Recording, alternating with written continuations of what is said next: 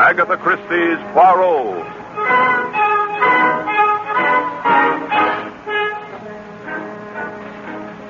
From the thrill-packed pages of Agatha Christie's unforgettable stories of corpses, clues, and crime, Mutual now brings you, complete with bowler hat and brave mustache, your favorite detective, Hercule Poirot, starring Harold Huber in The Case of the Careless Victim.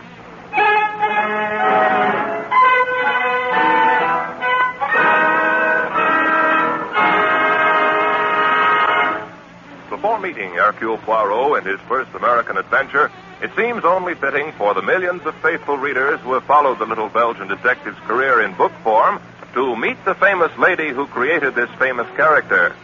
So it is our privilege to present a message from Agatha Christie introducing Hercule Poirot from London, England. The next voice you hear will be Miss Agatha Christie. Go ahead, London.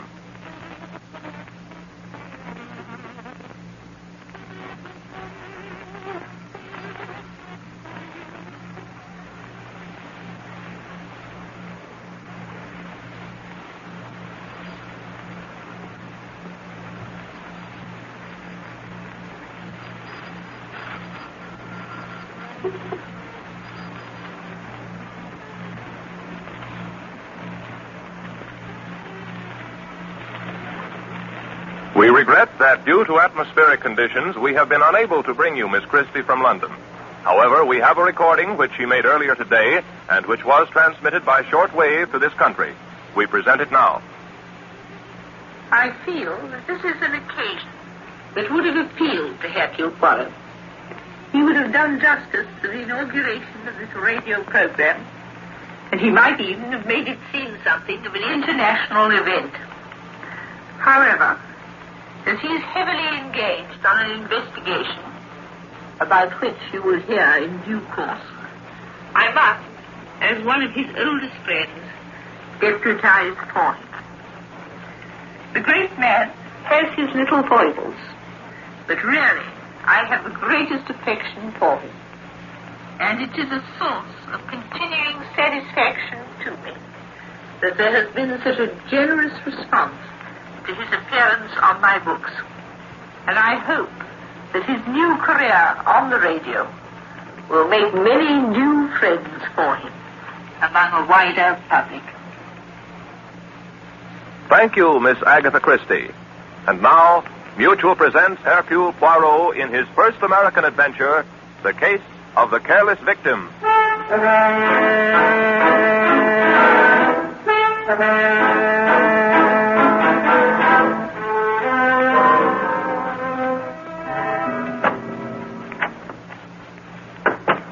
Mademoiselle? Huh? This is the Cozy Home Apartment Renting Agency. Well, we got something to rent, yeah. I have the desire to rent an apartment. Who hasn't? Please, mademoiselle, do not jest. Alors, I have with me a brief dossier of my requirements. Please to read it. Well, all right. Gentleman desires a bright sunshining apartment of a reasonable quietness near the heart of the city. Should be furnished with the utmost charm, French provincial if possible. Price is of no consequence as long as it is very reasonable. Please communicate with me at the Hotel Windsor, Hercules, Poirot. Poirot. No, mademoiselle. The name is Poirot. Hercule Poirot. Well, I wish you luck, Mr. Poirot. Well, finding an apartment, mademoiselle, is not a matter of luck. It is a matter of employing the little gray cells. If you can find an apartment for me, please do me the kindness to inform me. Sure, if you'll do something for me. And what is that? If you can find an apartment for me, please do me the kindness to inform me.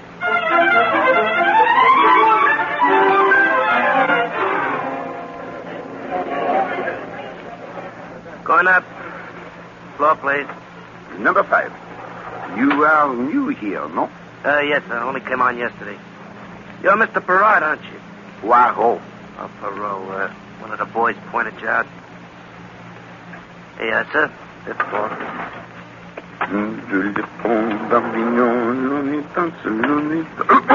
Oh, a thousand apologies, madame. Not at all. It was entirely my fault. Madame appears troubled. Perhaps I may be of some slight assistance. No, Well, if you're sure you don't mind. But of course not. You see, it's my door. It won't open. Aha, and where is this alternate door, It's right down the corridor, room 515. If I may have the key. But that's just it. The door isn't locked. I left it open only 10 minutes ago. Indeed. Madame is very trusting, eh? Well, it is. You see, it's stuck. It won't budge. It is not precisely stuck, madame. It gives a trifle. This door is barricaded. Oh, my goodness. Voila, she moves, eh? Oh, thanks a million. Now, what do you suppose? No, wait, madame. Perhaps it is better if I look first. Hélas. It is as I had feared. What is it? You do not know? Look. Oh, it's a man. Is he... Oui, madame. He has been strangled. Oh. This is murder.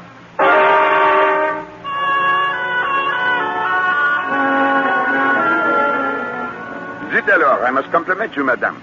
Your color, it is excellent, and you did not even commence to faint. For one who... I don't fall apart in a crisis, if that's what you mean. And furthermore, I'm not madame. I'm mademoiselle, by choice. Miss Abigail Fresher. And now, if you'll get that corpse out of here, I'd like to sit down. That I regret I cannot do, mademoiselle. The body must not be touched before the police arrive. Police? Well, yes, of course, the police. I am calling them now. Hello? Inspector Stevens. It is I, Hercule Poirot. Alas, no. I have not yet found the apartment. But I have found something of perhaps more interest. A corpse. Right here in my hotel. Room number... 515. Number 515. Mademoiselle, what are you doing with the body? Nothing. I was just trying to see his face. You will have that opportunity later. Pardon, Inspector. We are room 515. Bien. We shall expect you immediately.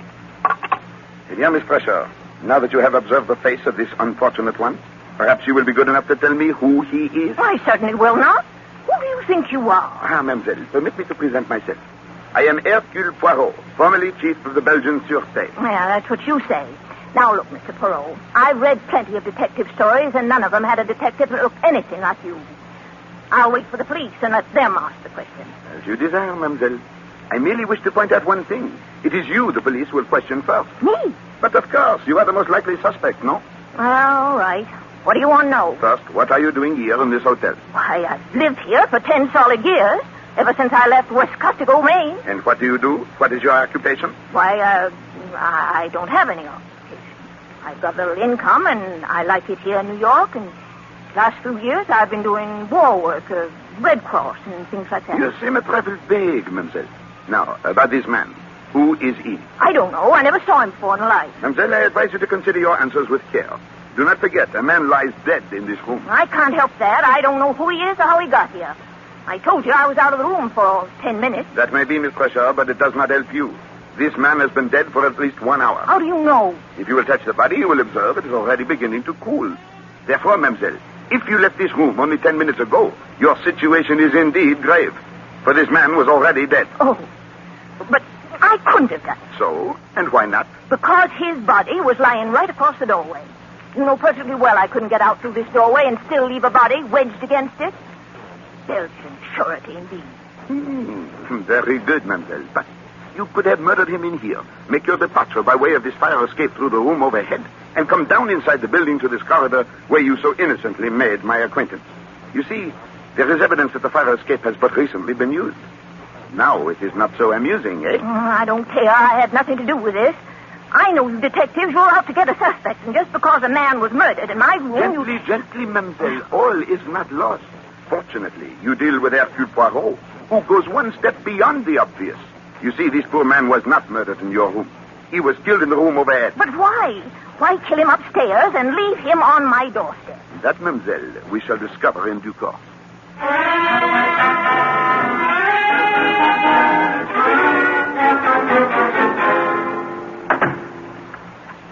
All right, Mr. Poirot, now that you've got the corpse safely locked in my room and us outside, what am I supposed to do? Sleep in the fire escape? I do not think that will be necessary, mademoiselle. You are coming with me to the lobby where we shall wait for my friend, Inspector Stevens. He will see that you are comfortably sheltered for the night. Oh. Tell me, Mr. Poirot, how did you figure out that the murder took place upstairs? Is it not apparent, Miss Fresher? Please to squeeze the bell for the elevator. I look out of your window and observe the fire escapes. And what do I find? Everywhere the dust reposes peacefully. Well, naturally. help is too busy to polish fire escapes. Ah, mademoiselle, but on one stairway, the one leading up from your window, all is disarranged.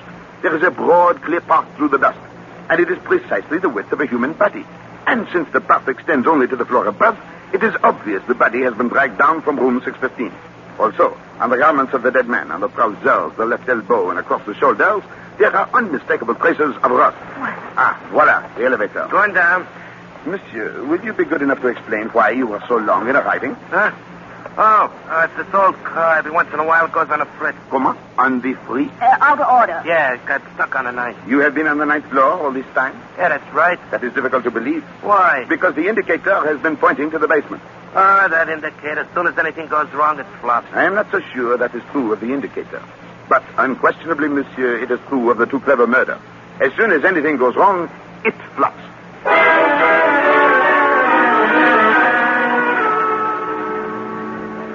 Eh bien, Inspector Stevens, there is the situation. An unknown man strangled to death in one room and dragged down the fire escape to another. Poirot, if this body is the person I think it is, the commissioner will have my head. Ah, mon ami, forgive me, you seem agitated. And we were warned, too. I assigned my best man to guard him, the smartest cop in my force, Sam Trimble.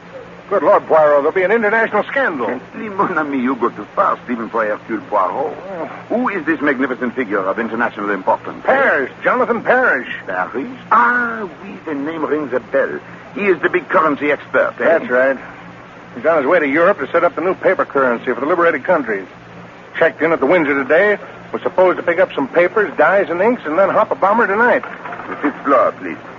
An enormous undertaking, and one of great importance. And I was responsible for his safety.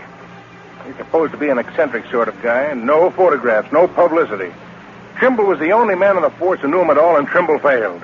Do you see what this means, Poirot? I see only this, my friend. We have arrived at the first step in the solution of this distressing murder.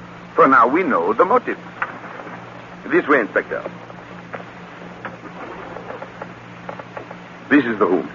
Mademoiselle Thresher, your key. Here you are. I'll never live this down. Oh, you exaggerate, mon ami. Even the best of men sometimes fail. Regard, Inspector. Here is your corpse. They certainly did a job. Thunderation. You are shocked, monsieur. Poirot, do you realize what's happened? But of course, Inspector. It is not Jonathan Parrish who has been murdered, but your own faithful policeman, Sam Trimble. Well, that's not very funny. You knew it all the time. Pardon, mon ami, I knew nothing of the sort. But you distinctly told me. No, Inspector, you told me. To me, the dead man was an unknown corpse. It could be anyone. But when you speak of two men, one a wealthy financier of international importance, the other a police officer, by employing the little gray cells, it is not difficult to conclude that the corpse with the large, high, comfortable shoes and the plain suit is the policeman. Oh, of course. I'm sorry. Monsieur, there is no time now for the profuse apologies. Yeah, you're right. We've got to get to Parrish at once. The poor guy doesn't even know his bodyguard's gone. Hello. Operator, what room is Jonathan Parrish in? Huh? 615. Hold on. Oh, that's the room directly over this one where Trimble was killed. Precisely. Operator, let me talk to Mr. Parrish. I think you will find the gentleman does not answer. Why not? Oh, obviously, he would not witness a murder without reporting it.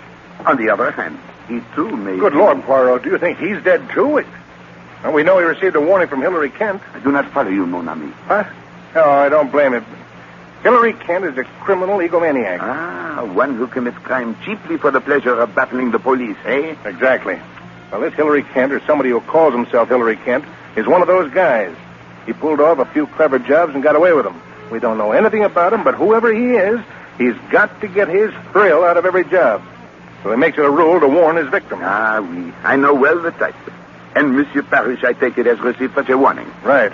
Now you see why I assigned my best man. Yeah, but now we must hasten upstairs to Monsieur Parrish's room. Already it may be too late. I'll go too. I don't want to stay here with this body. You'll stay right here, Miss Thresher, until I give you permission. Inspector, if you do not mind, myself, I am not averse to Miss Thresher's company. I find her very intriguing.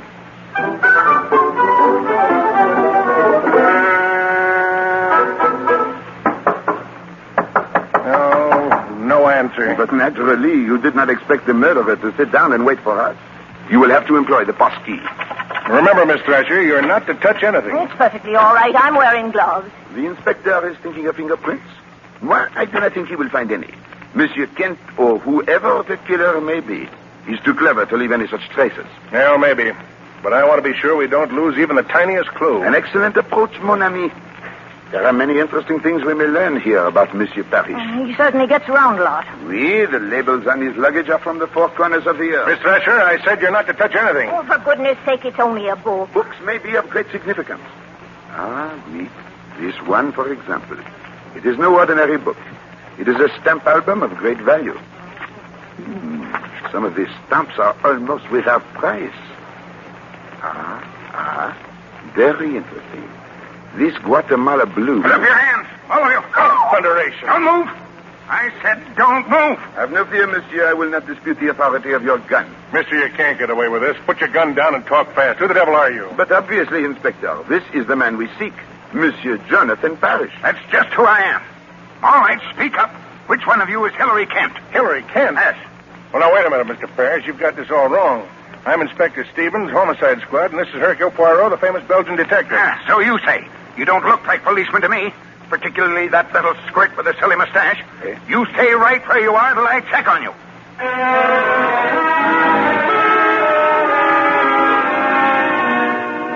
Eh bien, Monsieur Parrish, now that you are satisfied as to our identity... Well, I've heard of you, of course.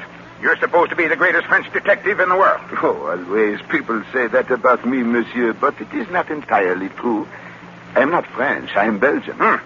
Well, I wish you'd all get out of here and leave me alone. I'm expecting my daughter, and I don't want her running into a room full of policemen. But, monsieur, you are in grave danger. You must be protected every moment. You offering me police protection? Not worth a hoot. I beg your pardon. That's what I said, not worth a hoot. I have protection.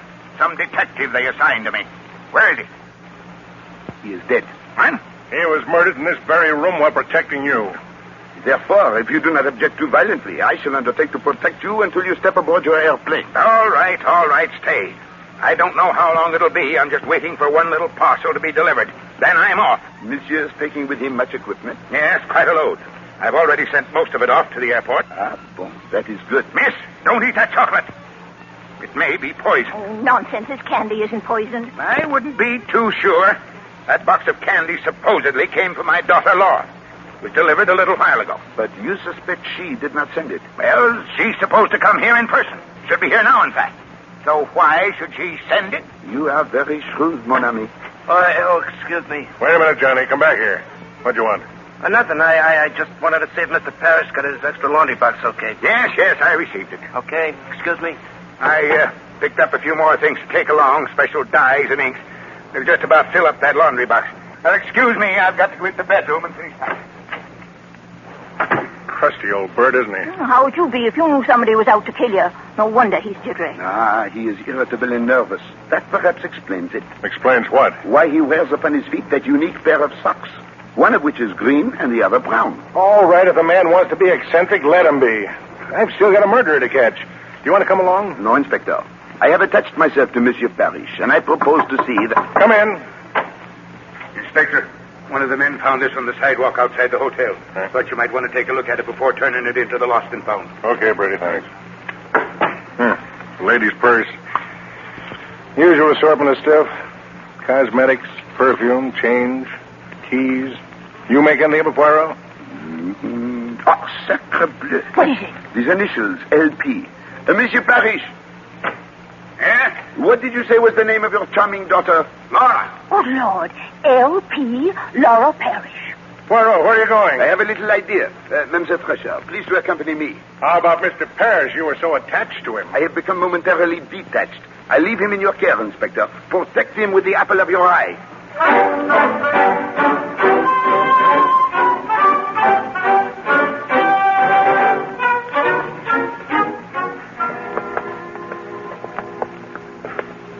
Come, it will not be the first time you have left the elevator unattended, Monsieur Jandy. Come along. Mr. Poirot, you're wasting your time in this basement, believe me. Nevertheless, it interests me. Please to light the way. There's nothing here, just a lot of ash cans. One moment. What is behind this door? Well, that's the laundry bin. We keep the solid linen in there. You won't find anything in there. We shall take one brief glance, eh? There, you see? Nothing but a pile of dirty sheets and pillowcases. Good gracious, what a laundry bill they must have. Eh bien, let us proceed to... One moment. What is it? Sacre bleu, here protruding from under these sheets. Holy cow. A foot, a small foot. This is what I feel. Look! Ah, it moves. Then we are not too late. Quickly, monsieur, help me to uncover her.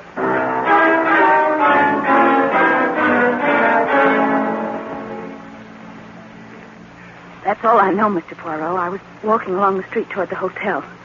Just as I passed the alley, I was pulled in. I tried to scream, but something was pressed against my mouth. Chloroform, Miss Parrish. Had you seen your assailant, you would have seen Hilary Kent. Hello, Miss Parrish. You were most fortunate. Another few minutes under those linens, and who knows? Voila. Here is the room of your father. Inspector Stevens, here is Miss Parrish. Oh, well, that's a relief. Come in. I was afraid, Poirot, you'd turn up with a body. How'd you manage to find her? That is not important now. We have found her. But we seem to have lost the father. Oh, yes. Miss Parrish, I'm sorry. Your father's terribly upset about you. But his material was delivered, and he had to rush off to the airport. Oh, no. Don't tell me I missed him after all this. Ah, ma pauvre petite. We have neglected you, eh? Miss Thresher, your room is now free of corpses. Please take Mademoiselle Parrish down and extend to her the first aid. Come along, Dora. Thank you. Inspector, I hope you do not later have cause to regret that you permitted Parrish to go off to the airport unprotected. He'll be all right. Besides, I've got a job to do here, although, frankly, I'm in a complete fog.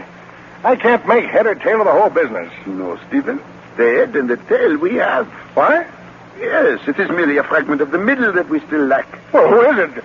Hey, where are you going? To see how Miss Parrish is, and to telephone the airport to see that Mr. Parrish receives the proper attention. Au revoir.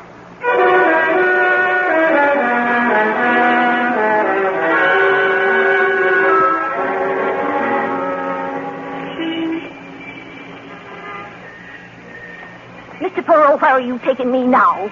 I'd like to have some... Mr. Poirot. Hello? Someone calls? It's Johnny in that parked car. Mr. Poirot, I got a message for you from Inspector Stevens. He rushed off a minute ago. From Stevens? What is it? What is the message? He says he just got word that Mr. Parrish has been seriously hurt in an automobile accident on North Salem Road. This is too much. You ought to get there as fast as you can. Here's the address. 52 North Salem Road. Monsieur, your duties for the day are over. Yeah. And this is your vehicle? Yeah, why? There is no time to seek a taxi, so I will impose on your kindness. Miss Thresher, quickly, please. Okay. North Salem Road, right? No, to the airport. What? But Mr. Parrish isn't at the airport. He's injured on North Salem Road. No, mademoiselle. That is what I was intended to believe. Do you not think so, Johnny? He is not there, I assure you. How do you know? Well, North Salem Road is not on the way to the airport. It is in the opposite direction. This is merely a trick to keep us from the flying field. We must hurry there before it is too late.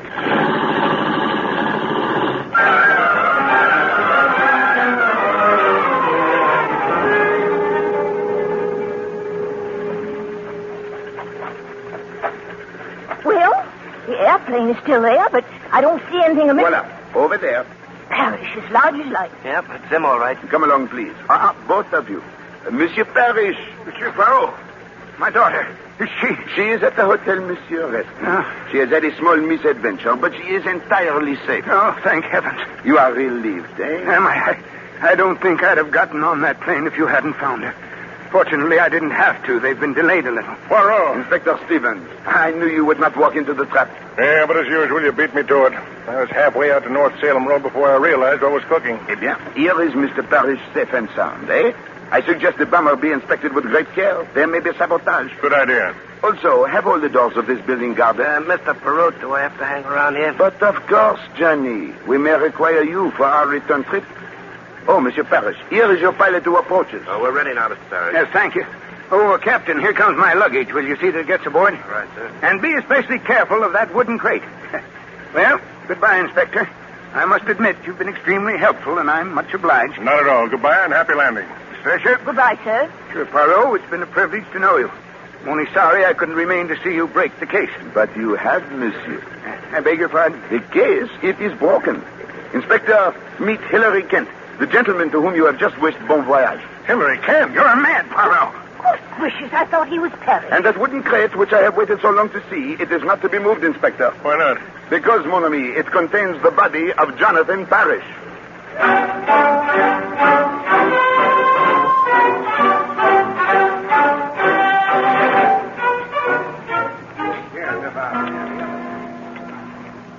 A charming restaurant this, n'est-ce pas? The planes circling about give one the feeling of flying, eh? The feeling I've got is that flying gives you. Keep me from it. Oh, that is natural. I, too, do not like murder, Miss Thresher. Inspector Stevens. Everything is taken care of? Yeah, they're taking Kent away now. Then perhaps you will join us in a little supper. No, thanks, Poirot. I've got to get back. I just dropped over to ask you a few questions. For example? Well, when did you first suspect that Kent was impersonating Parrish? Almost from the start. When we enter the room of Monsieur Parrish, what do we find? An amazing paradox. On the one hand, we have a man who is an ardent stamp collector whose album is in perfect order. Each stamp, each shade of stamp, precisely in its proper place, except the most valuable one of all, a Guatemala blue reposing among American 3-cent stamps. Later, when I look at his socks, one green and one brown, I am certain. The man in the room is colorblind. And therefore not Parrish, the stamp collector. More important than that, he cannot be Parrish, the currency expert, who is to select the colors and shades of the new paper money. Therefore, if the man in the room is not Parrish, who is he? Obviously, Hillary Kent. Then why didn't you arrest him right away? Because without a body, one cannot prove a murder.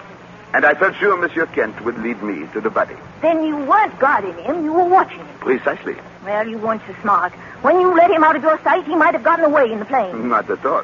When I called the airport, it was to make sure that the plane would not leave until I gave the word. You know everything, don't you? Some things are obvious, mademoiselle.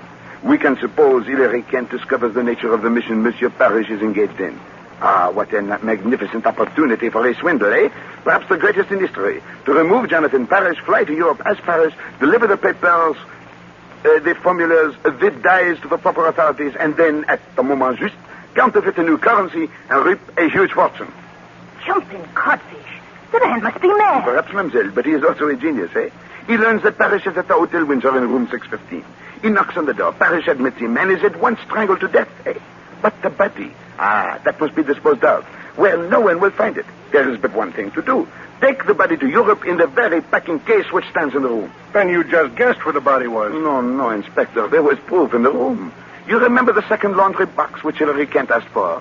This is for some special inks, he says to us, which I have only now purchased. Obviously, this is a lie. On such a mission, one does not purchase supplies at the last minute, Hence, I know that these inks and dyes have been removed from some other box or crate to make room for the body. Gracious, it's as plain as the nose on my face. What about Laura Parrish? Oh, I've got that figured out. She calls up and says to Kent, "Pop, I'm coming over." Of course, he can't allow that or the jig's up, so he gets down to the alley and eliminates her. Right, Poirot? Exactly. As for poor Tremble, he has been with Parrish. He knows him. When he knocks on the door and Kent appears, he demands to see Parrish. Kent kills him, and since the packing case is already occupied, drags him down to Miss Thresher's room. That was his big mistake. He should never have started up with me.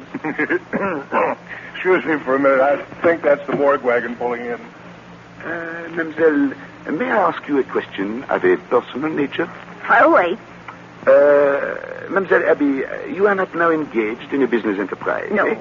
Are you fluent with the shorthand and the typewriter? Why, yes. Bon. Mademoiselle, I find you both intelligent and amusing. A rare combination in a woman. Moreover, I am in great need of a secretary with your superb qualifications. Why, Mr. Poirot. Who you do not yet employ the little gray cells to the best advantage. Nevertheless, if you are interested... Oh, Mr. Poirot, for 10 years I've been devouring detective stories, and you ask me if I'm interested. Chief, you've got a secretary. Well, Poirot, they're taking Kent away now. I guess that winds up the case. Not quite, Inspector. Tell me, where does Monsieur Kent reside? We found a lease on him for an apartment in Gramercy Park. That is a good neighborhood? Oh, swell. It's right in the heart of the city. But why do you ask? I do not think Monsieur Kent will need an apartment for some time. But I do. You see, my friends, it is as I have said. To find an apartment in New York City is the essence of simplicity.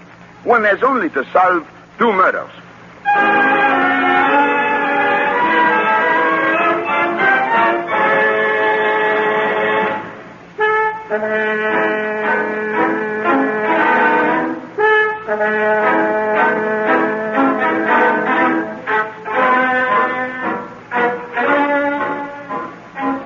Be sure to listen next week when Agatha Christie, America's favorite mystery writer, brings you her favorite detective, Hercule Poirot, starring Harold Huber in the case of Murder by the Sea.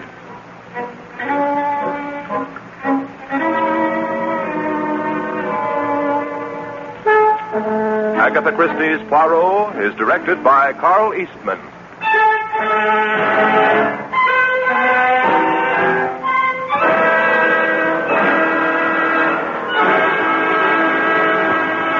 This is Mutual.